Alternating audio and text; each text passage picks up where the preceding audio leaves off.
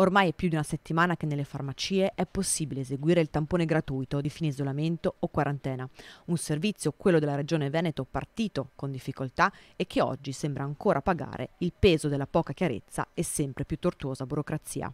All'inizio malissimo, perché tutte le persone pretendevano il tampone gratuito, ma era quello che avevano letto sui giornali, quello che avevano sentito in TV. La realtà è diversa, ci vuole una documentazione e io potrei dire burocraticamente assurda. Protocolli difficili da interpretare per le farmacie e quindi per gli utenti, ma soprattutto informazioni in continua evoluzione.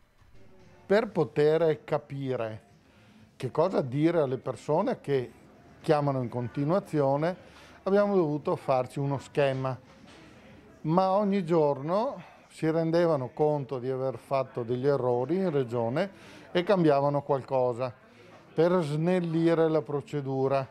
Quindi noi ogni giorno facevamo uno schema nuovo. Siamo arrivati al quinto schema. E ora proviamo a fare un po' di chiarezza. Se parliamo di un tampone di fine isolamento, serve un provvedimento rilasciato da un medico di base, dall'ULSS, oppure una ricetta bianca di prescrizione redatta dal medico di base in cui vengono elencate tutte le informazioni del paziente.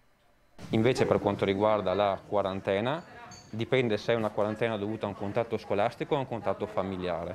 Se è un contatto familiare serve un provvedimento di quarantena che è simile a quello di isolamento ma è sempre redatto dal medico di base, oppure se è un contatto scolastico ci sono diversi tipi di documentazione a seconda se il ragazzo frequenta le elementari, le medie o le superiori.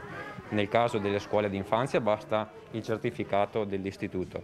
Invece per quanto riguarda gli alunni delle scuole medie e superiori serve una ricetta elettronica o bianca con un codice EC specifico se è in regime di autosorveglianza da parte della scuola. Se invece è in DAD, notizia proprio dell'altro giorno, può venire tranquillamente anche lui con il comunicato della scuola.